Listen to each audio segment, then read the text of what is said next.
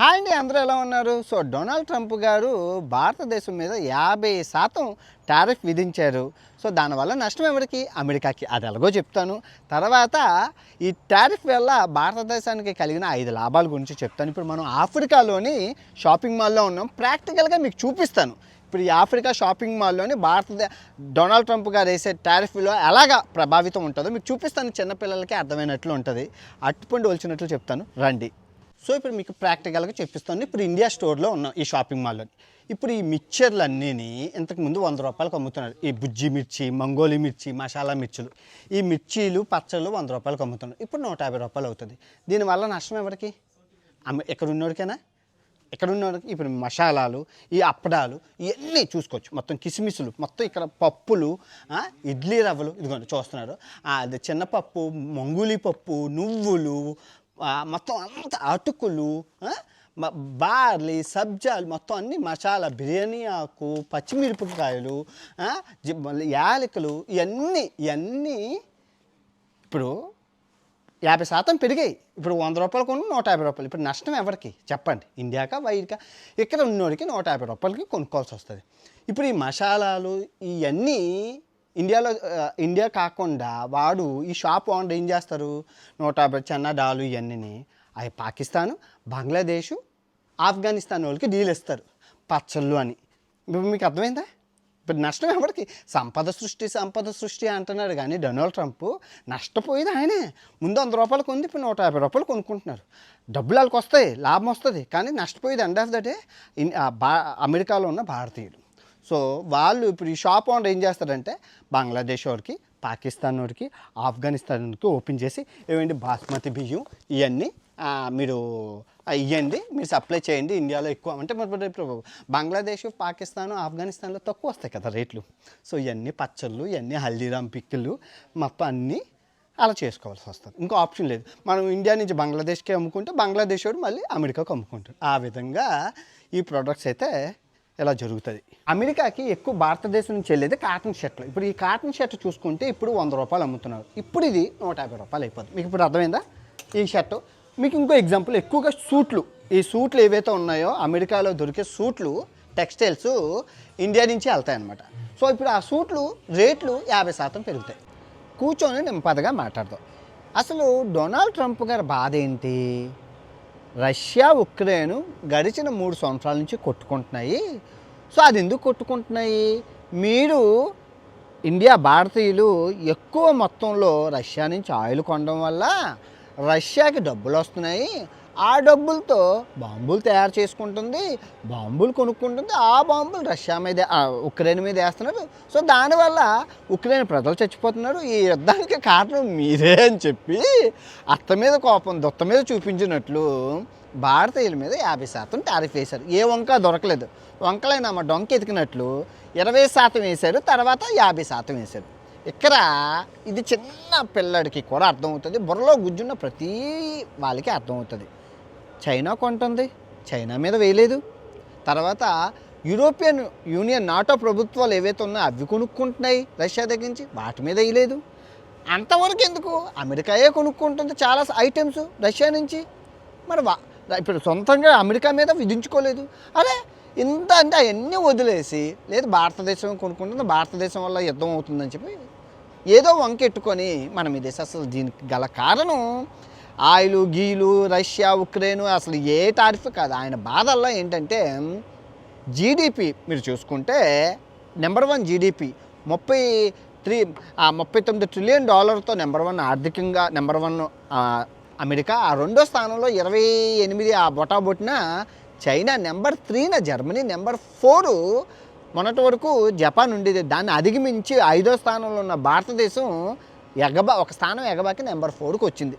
రేపో మాపో ఎందుకంటే మన వృద్ధి రేటు, మన గ్రోత్ రేట్ ఏదైతే ఉందో ప్రపంచంలో నెంబర్ 1 టాప్లో ఉంది. అంటే అవన్నీ ఎదిగిపోయాయి. ఇంకా ఎదగడానికి మన దగ్గర ఛాన్స్ ఎక్కువ ఉంది భారతదేశంలో. దానికి గల కారణం చీప్ లేబరు, గవర్నమెంట్ ఇచ్చే ఆపర్చునిటీస్. సో దీనివల్ల కంపెనీలు ప్రపంచం అంతా ఇండియా కాసు చూస్తున్నాయి కంపెనీలు పెట్టుకోవడానికి. సో గ్రోత్ రేట్ చాలా ఎక్కువ ఉంది. ఈ లెక్కను చూసుకుంటే నెక్స్ట్ ఇయర్ కల్లా నెంబర్ 3కి వెళ్ళిపోతాం. అప్పుడు number 1 China, number 1 America, China, India అలాగే కొంటే నెంబర్ 2కి. ఇంకా అమెరికా ఫ్యూచర్లో ప్రాబ్లం వస్తుందని చెప్పి ముందునే అని చెప్పి ఆయన పాపం ఈ ఈ ఎదుగుదల ఇప్పుడు ఈ టారిఫ్ల వల్ల ఏమవుతుంది అంటే నష్టం ఎవరికో చూద్దాం. ఇప్పుడు దీనివల్ల ఈ వృద్ధి rate, growth rate, GDP effect ఎలా ఉంటుందో మనకు చెప్తాను. ఇప్పుడు మనకి 2 ఎగ్జాంపుల్ నేను చెప్తాను.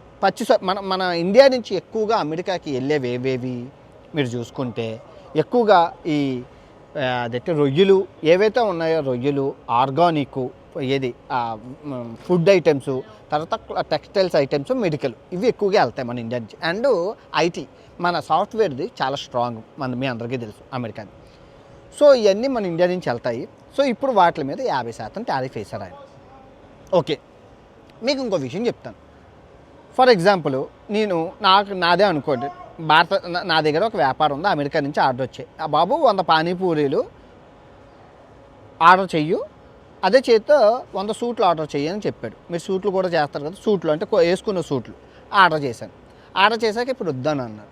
పానీపూరి పచ్చి సరుకు పాడైపోతుంది, నేను అమ్ముకోకపోతే రేపటికల్లా నాశనం అయిపోతుంది, రేపు ఎల్లుండి 3 రోజుల్లో కులిపోయిపోతుంది, నష్టం. కానీ సూట్లు నువ్వు కొనుక్కోకపోతే నేను రష్యాకి అమ్ముకుంటాను, కొంచెం టైం అవుతుంది అంతే, కస్టమర్ని నెత్తుక్కోవడానికి, వ్యాపారం చేసుకొని టైం పడుతుంది. ఇంకా జపాన్కి 190 దేశాలు ఉన్నాయి, 197 దేశాలు గొడ్డిపోలేదు కదా, మనం ఏ దేశమైనా అమ్ముకోవచ్చు ఈ సూట్లు ఇవి. కానీ పచ్చి సరుకు ఏదైతే ఉందో, ఈ రొయ్యలు, ఈ ఈ రొయ్యల కంపెనీలు, వీళ్ళు ఈ పచ్చి సరుకులు, ఈ ఆర్గానిక్, ఏవైతే ఉన్నాయో వీళ్ళకి కొంచెం నష్టం. అందుకే మోడీ గారు ఏమన్నారంటే, రైతులకి మేము భరోసాగా అండగా ఉంటామన్నారు. అంటే అమెరికా కొనుక్కుంటుందని ఉద్దేశంతో, డబ్బులు ఎక్కువ వస్తాయనే ఉద్దేశంతో ఇండియాకి కాకుండా వీళ్ళు పంట వేశారు. ఇప్పుడు పంట కొనుక్కోకపోతే నష్టం కదా. సో అందుకు మీకు ఇప్పుడు అర్థమైందా. యాక్చువల్గా మీరు చూసుకుంటే ఇంతవరకు ప్రతిదీ ఎక్స్పోర్ట్ అయిపోయి మన ఇండియాలో సామాన్య మానవులకి కొన్ని ఐటమ్స్ ఇండియా సామాన్య మానవులకి అందుబాటులో ఉండేది కాదు. ఇప్పుడు అందుబాటులో వస్తాయి, మనం కూడా కొనుక్కుంటాం. ఇప్పుడు సామాన్యుడు ఎవరైతే ఉన్నాడు ఇండియాలోని, వాడు కూడా కొనుక్కొని ఆ రొయ్యలు, అవి ఉండిపోయినవన్నీ మనం కొనుక్కుంటాం. మనం తక్కువ ధరలో ఉంటాయి. ఈ బియ్యం, ఏవైతే మసాలాలు, ఇవన్నీ కొంచెం రేట్లు దిగి వస్తాయి, మనం కొనుక్కుంటాం, మనం కన్జ్యూమ్ చేసుకుంటాం. భారతదేశానికి వచ్చే లాభాలు ఇప్పుడు చూసుకుంటే, ఈ ఇన్సిడెంట్ వల్ల రష్యా చమురు ఏదైతే అమ్ముతుందో ఒక్కోసంత రేట్ తగ్గించింది. అమెరికా మీకు వేసింది కదా, మీకు ఆ భారం పడకూడదు, మా వల్ల సహాయం అని చెప్పి, మా వల్లే కదా ఇదంతా అని చెప్పి రష్యా కోసంత అదైతే ఆయిల్ మీద రేట్ తగ్గించింది. అదే చేతితో మీరు మా దగ్గర ఏవైతే బాంబులు కొనుక్కుంటారు అంటున్నారో వాటిల్లో కూడా డిస్కౌంట్ ఇస్తాము, మా దగ్గర కొనుక్కోండి అని చెప్పి ఆఫర్ కూడా ఇచ్చింది. ఓకే, ఒక లాభం.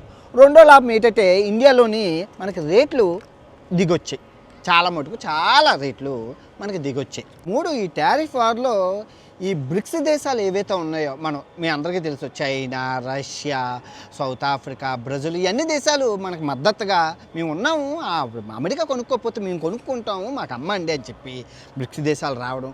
4, బ్రిక్స్ కరెన్సీ ఏదైతే ఉందో, అంటే ఒక కరెన్సీని ఈ బ్రిక్స్ దేశాలన్నీ ఈ అన్ని దేశాలు సృష్టించుకుంటున్నాయి.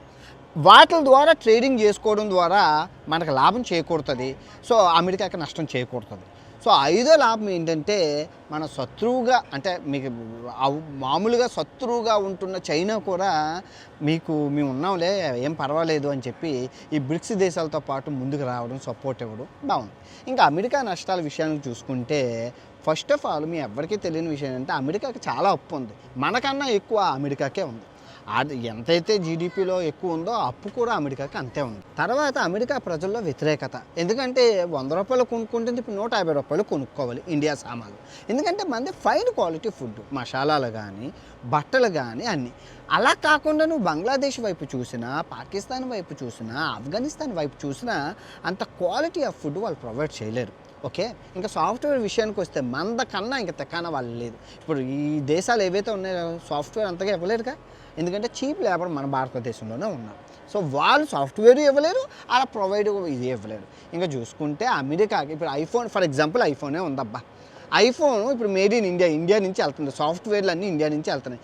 ఇక్కడ మనం 1,00,000 రూపాయలు కొనుక్కున్న ఐఫోను రేపు పొద్దున్న అక్కడ 1,50,000 కొనుక్కునే అవకాశం ఉంటుంది.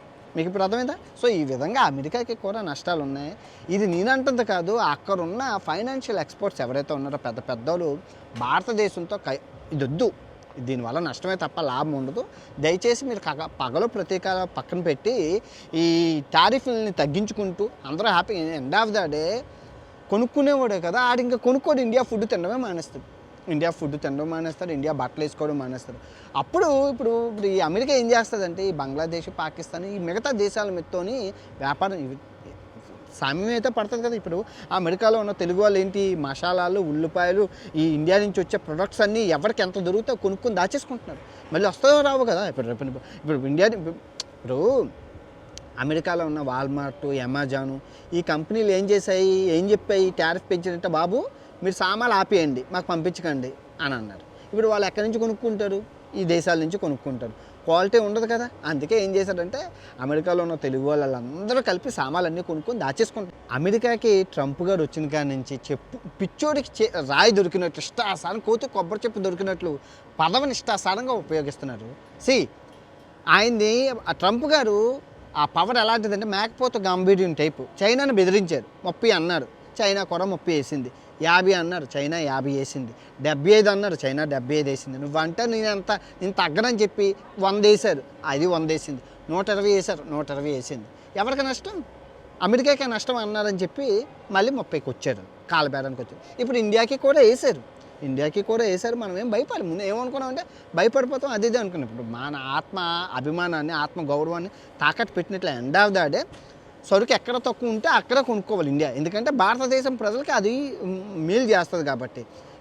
సో మనం తలొగ్గలేదు. సో మనకి కూడా ఇప్పుడు 50 అన్నారు, ఎవరో ఏదో చెప్తారో నష్టాలు చూసుకొని ఆయన తగ్గించుకొని వస్తారు. అదైతే జరుగుతుంది చూడండి. అలాగే అంటారు ముందు చైనా కేసు మనకి ఎలా తగ్గించారో మనకే వేస్తారు, మనకే తగ్గుతుంది. మంచి రోజులు ఇప్పుడు కొంచెం మన జీడిపిలో మనం వెనకబడతాం, అంతే. కొంచెం వెనక్కి పడతాం. అమెరికాకి వెళ్ళాల్సిన సరుకు వేరే దేశాలు కొంచెం లేట్ పడుతుంది మళ్ళీ స్టెబిలిటీగా. స్టాక్ మార్కెట్ కూడా కోల్పోలేదు, కొంచెం దిగే, అంతే, కొన్ని దిగే అమెరికాలో. సో ఇది మీకు ఇప్పుడు అర్థమైందా టారిఫ్ మీద ఈ ఎక్స్ప్లెనేషన్? బాగా నచ్చింది కదా. ఓకే, తిరిగి మరో మంచి వీడియోతో కలుసుకుందాం. Okay, bye.